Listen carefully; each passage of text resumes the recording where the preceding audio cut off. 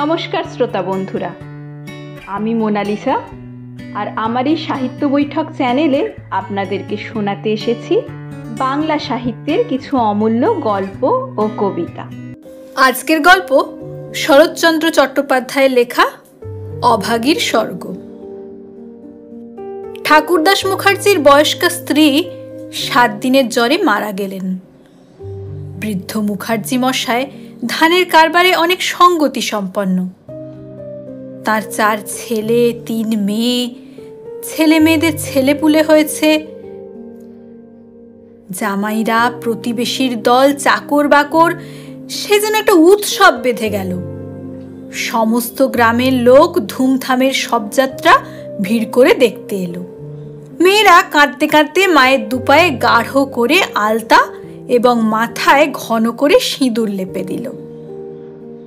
বৌমারা কপালে চন্দন দিয়ে সাজিয়ে অনেক দামি বস্ত্রে শাশুড়ির দেহ ঢেকে দিয়ে আঁচল দিয়ে তার শেষ পদধূলি মুছিয়ে দিল। ফুলে পাতায় গন্ধে মালায় চিৎকারে মনে হলো না এ কোনো শোকের ব্যাপার। এ যেন বড় বাড়ির গৃহিণী 50 বছর পরে একবার নতুন করে তার স্বামীর ঘরে যাত্রা করছেন।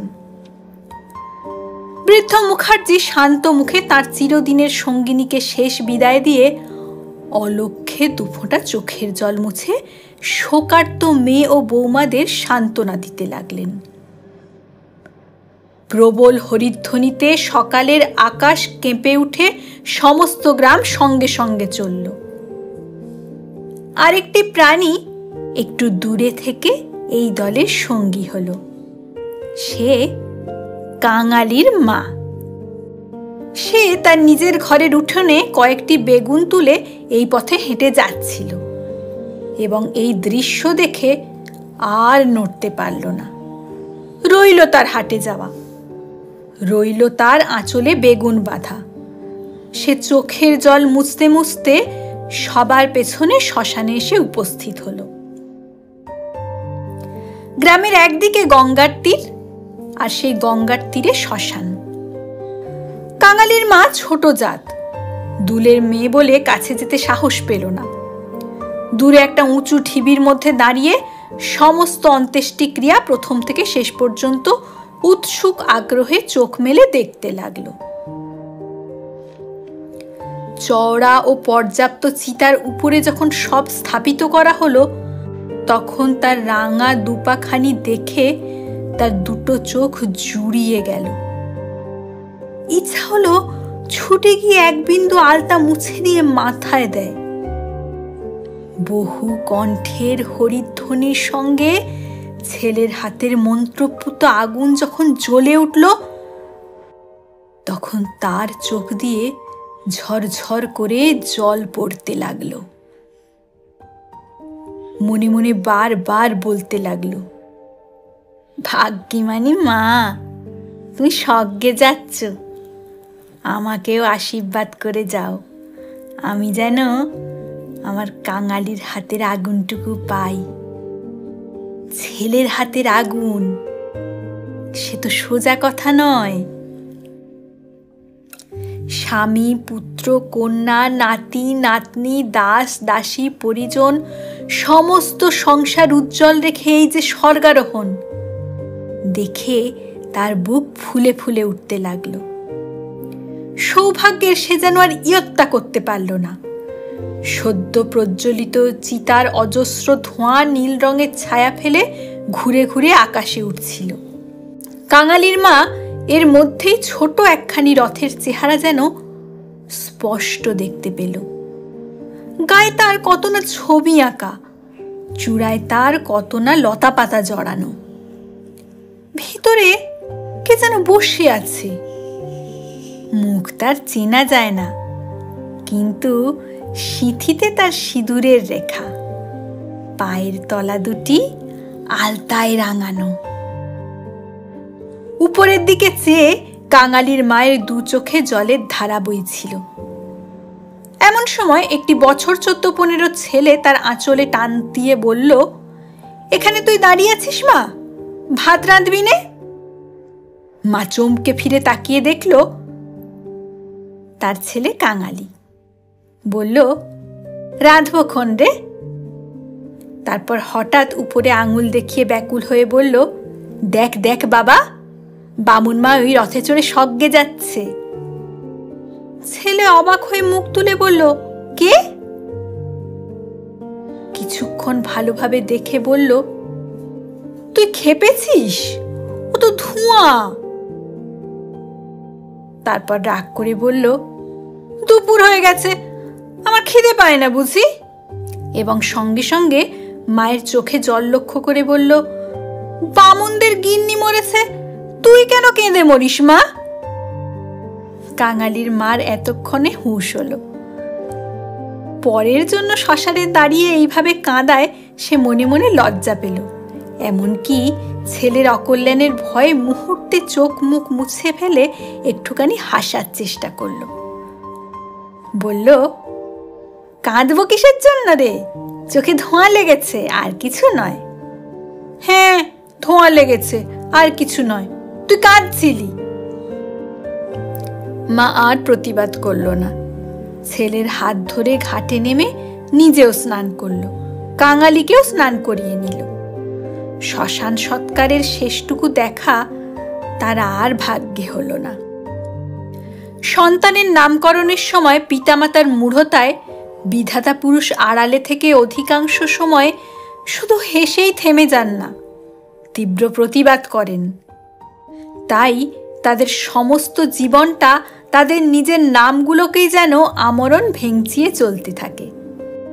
কাঙালির মার জীবনের ইতিহাস ছোট, কিন্তু সেই ছোট্ট কাঙাল জীবনটুকু বিধাতার এই পরিহাসের দায় থেকে অব্যাহতি লাভ করেছিল। তাকে জন্ম দিয়ে মা মরেছিল। বাপ রাগ করে তার নাম দিল অভাগী। মা নেই, বাপ নদীতে মাছ ধরে বেড়ায়, তার না আছে দিন না আছে রাত। তবু যে কি করে ক্ষুদ্র অভাগী একদিন কাঙালির মা হতে বেঁচে রইল, সে এক অবাক বস্তু। যার সঙ্গে বিয়ে হলো তার নাম রসিক বাঘ। বাঘের অন্য বাঘিনী ছিল, ওকে নিয়ে সে অন্য গ্রামে উঠে গেল। অভাগী তার অভাগ্য ও শিশুপুত্র কাঙালিকে নিয়ে গ্রামেই পড়ে রইল। তার সেই কাঙালি বড় হয়ে আজ 15 পা দিয়েছে, সবেমাত্র বেতের কাজ শিখতে আরম্ভ করেছে। অভাগীর আশা হয়েছে আরো বছরখানেক তার অভাগ্যের সঙ্গে যুদ্ধ করতে হবে, তারপরে তার দুঃখ ঘুচবে। এই দুঃখ যে কি, যিনি দিয়েছেন তিনি ছাড়া আর কেউই জানে না। কাঙালি পুকুর থেকে হাত ধুয়ে এসে দেখল তার পাতের অবশিষ্ট খাবার মা একটা মাটির পাত্রে ঢেকে রেখেছে। অবাক হয়ে জিজ্ঞাসা করল, তুই খেলি নে মা? এখন আর খিদে নেই। ছেলে বিশ্বাস করল না, বলল, না খিদে নেই বই কি, দেখি তোর হাঁড়ি। এইরকম করে কাঙালির মা বহুদিন কাঙালিকে ফাঁকি দিয়েছে।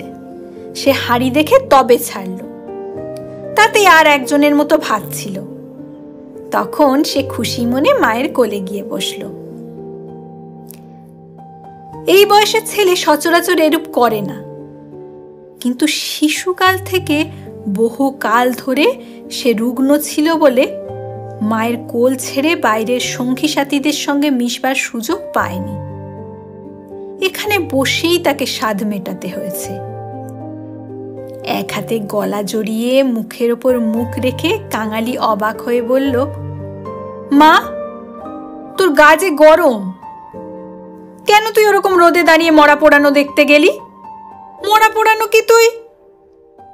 মা শশব্যস্ত হয়ে ছেলের মুখে হাত চাপা দিয়ে বলল, ছি বাবা, মরা পোড়ানো বলতে নেই, পাপ হয়। সতীলক্ষ্মী মা ঠাকরুন রথে করে স্বর্গে গেলেন।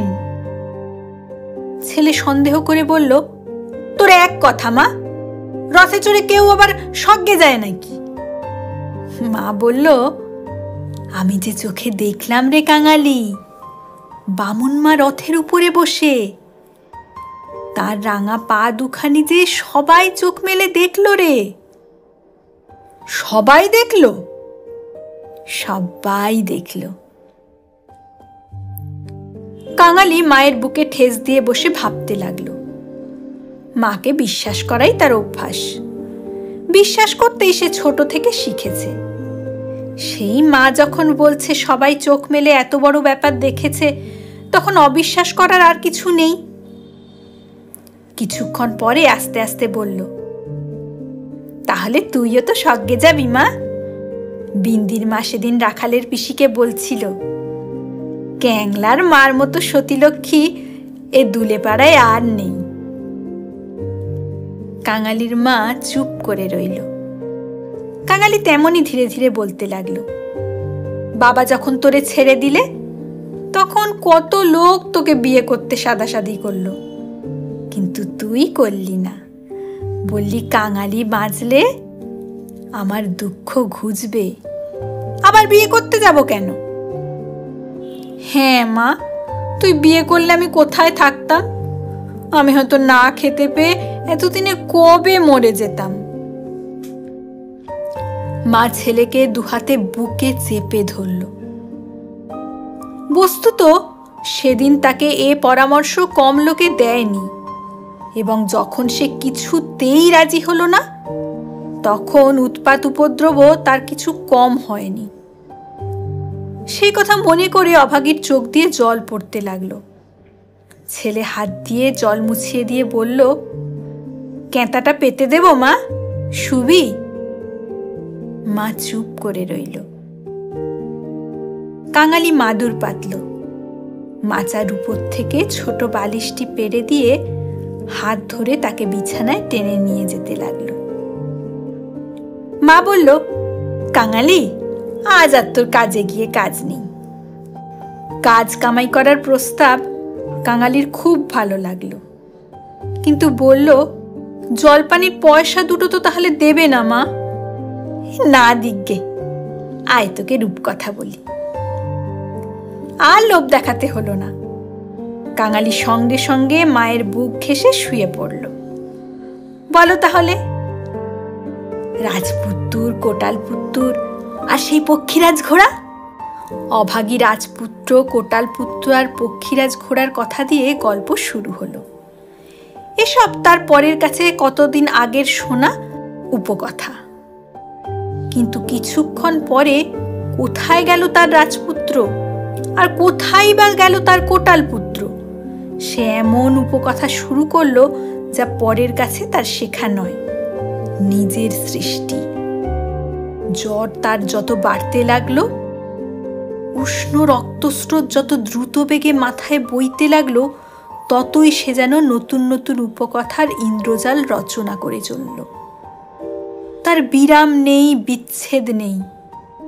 কাঙালির ছোট দেহটি বারবার কাঁপতে লাগলো। ভয়ে, বিস্ময়ে, পুলকে সে সজোরে মায়ের গলা জড়িয়ে ধরে বুকের মধ্যে যেন মিশে যেতে চাইল। বাইরে বেলা শেষ হলো। সূর্য অস্ত গেল। সন্ধ্যার মলিন ছায়া গভীর হয়ে চারদিকে ছড়িয়ে গেল, কিন্তু ঘরের মধ্যে আজ আর দীপ জ্বলল না। গৃহস্থের শেষ কর্তব্য শেষ করতে কেউ উঠল না।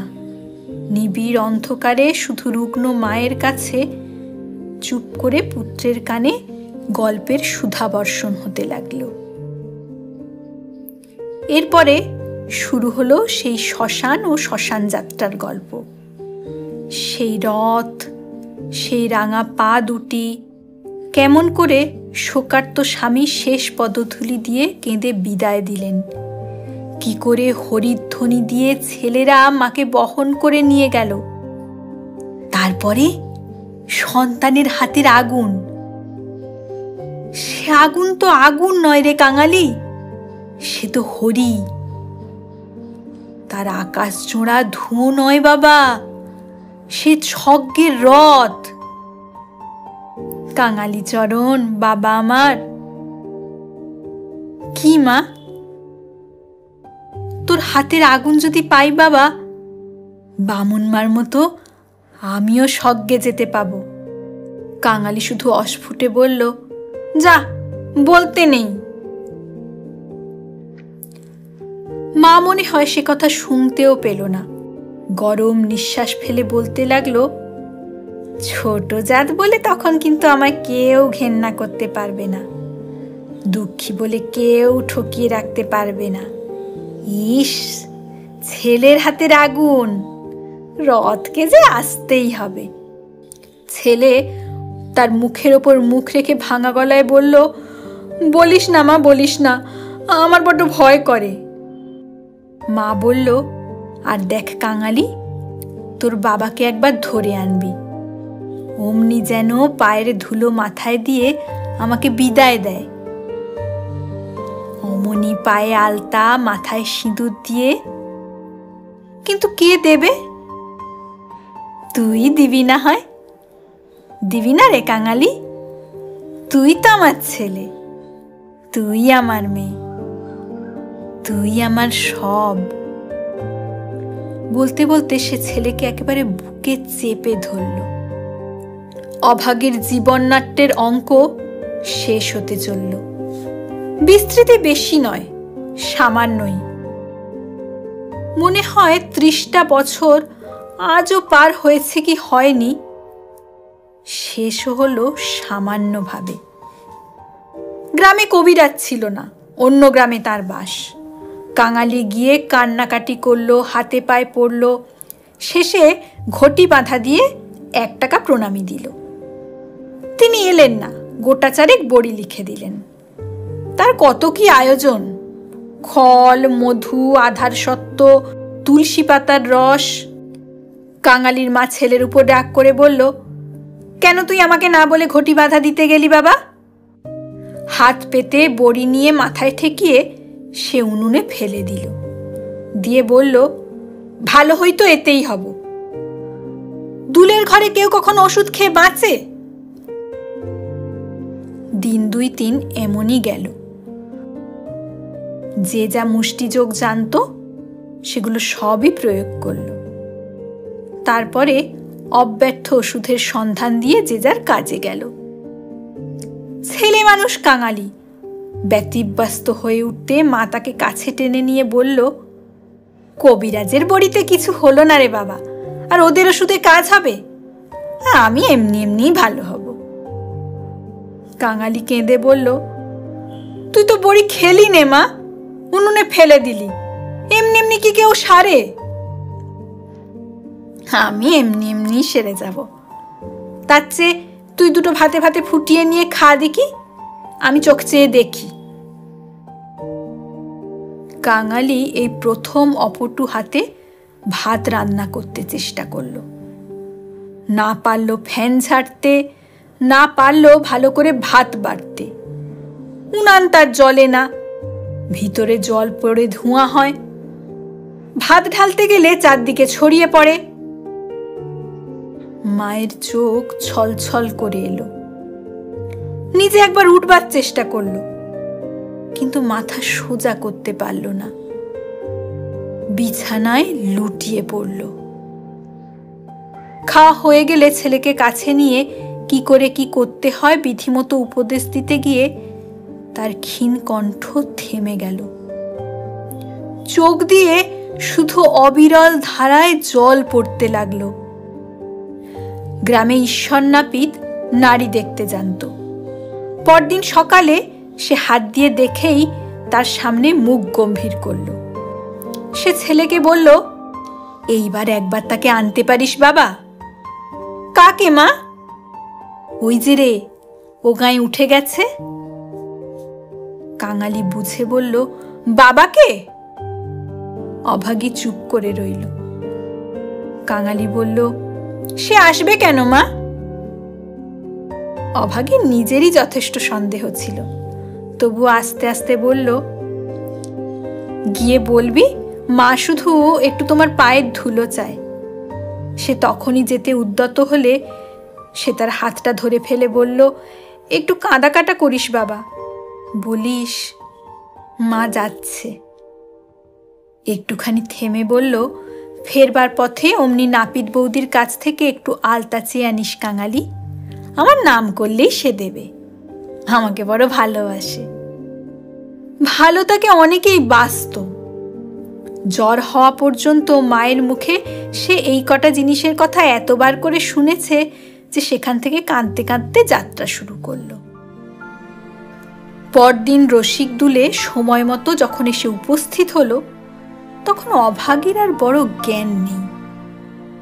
মুখের ওপর মরণের ছায়া পড়েছে, চোখের দৃষ্টি এই সংসারের কাজ ছেড়ে কোনো এক অজানা উদ্দেশ্যে চলেছে। কাঙালি কেঁদে বলল, মাগো, বাবা এসেছে, পায়ের ধুলো নেবে যে। মা হয়তো বুঝলো, হয়তো বুঝলো না, হয়তোবা গভীর সঞ্চিত ইচ্ছে সংস্কারের মতো তার আচ্ছন্ন চেতনায় ঘা দিল। এই মৃত্যু পথযাত্রী তার অবশ হাতখানি শয্যার বাইরে বাড়িয়ে দিল। রসিক হতবুদ্ধির মতো দাঁড়িয়ে রইল। পৃথিবীতে তারও পায়ের ধুলোর প্রয়োজন আছে, তাও কেউ চাইতে পারে? তার কল্পনার অতীত। বিন্দির পিসি দাঁড়িয়েছিল। সে বলল, দাও বাবা, দাও একটু পায়ের ধুলো। রসিক এগিয়ে গেল। জীবনে যে স্ত্রীকে সে ভালোবাসা দেয়নি, অসন বাসন দেয়নি, কোনো খোঁজ খবর রাখেনি, মরণকালে তাকে শুধু একটু পায়ের ধুলো দিতে গিয়ে সে কেঁদে ফেলল। রাখালের মা বলল, এমন সতীলক্ষ্মী বামুন কায়েতের ঘরে না জন্মে ও যে আমাদের দুলের ঘরে কেন জন্মালো কে জানে। এইবার ওর একটু গতি করে দাও বাবা। ক্যাংলার হাতের আগুনের লোভে ও যেন প্রাণটা দিল। অভাগী অভাগ্যের দেবতা অগোচরে বসে কি ভাবলেন জানি না, কিন্তু ছেলে মানুষ কাঙালির বুকে গিয়ে এ কথা যেন তীরের মতো বিঁধল। সেদিন দিনের বেলাটা কাটলো, প্রথম রাত্রিটাও কাটলো, কিন্তু সকালের জন্য কাঙালির মা আর অপেক্ষা করতে পারল না।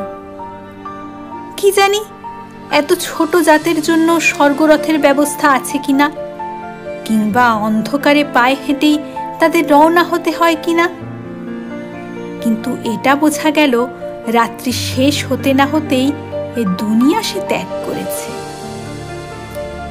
কুটিরের উঠোনে একটা বেল গাছ, একটা কুড়ুল চেনে রসিক তাতে ঘা দিচ্ছে কি দেয়নি, জমিদারের দারোয়ান কোথা থেকে ছুটে এসে তার গালে সশব্দে একটা চড় কষে দিল।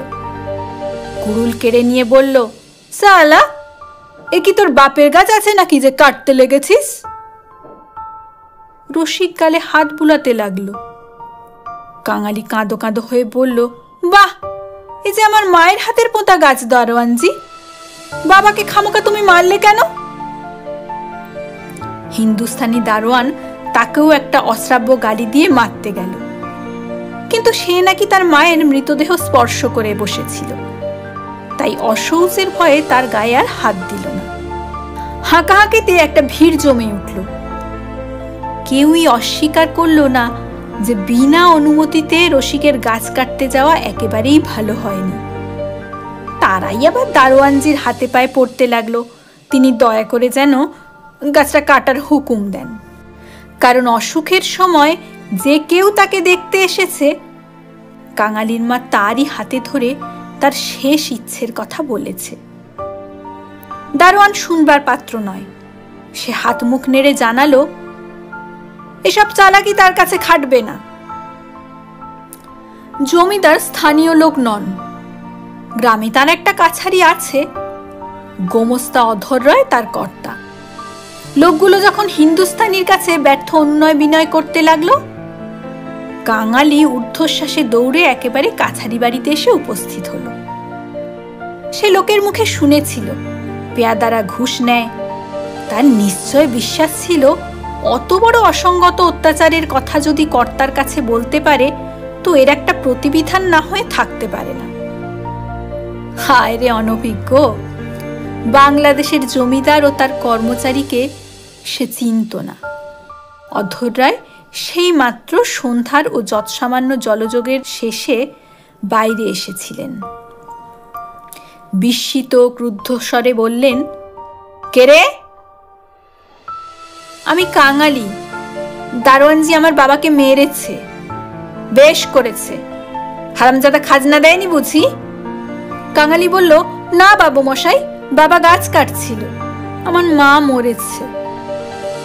বলতে বলতে সে কান্না আর চাপতে পারল না। সকালবেলায় কান্নাকাটিতে অধর অত্যন্ত বিরক্ত হলেন। ছোড়াটা মরা ছুঁয়ে এসে কি জানি এখানকার কিছু ছুঁয়ে ফেললো কিনা। ধমক দিয়ে বললেন, মা মরেছে তো যা নিচে নেমে দাঁড়া। ওরে, কে আছিস রে? এখানে একটু গোবর জল ছড়িয়ে দে। কি জাতের ছেলে তুই? কাঙালি সভয়ে উঠোনে দাঁড়িয়ে বলল, আমরা দুলে। অধর বললেন, দুলে? দুলের মরায় কাঠ কি হবে শুনি? কাঙালি বলল, মা যে আমায় আগুন দিতে বলে গেছে। তুমি জিজ্ঞাসা করো না বাবু মশাই, মা যে সবাইকে বলে গেছে, সকলে শুনেছে যে। মায়ের কথা বলতে বলতে তার চোখে আবার জল চলে এলো। অধর বললেন, মাকে পোড়াবি তো গাছের 5টা টাকা আনগে যা, পারবি? কাঙালি জানতো তা অসম্ভব।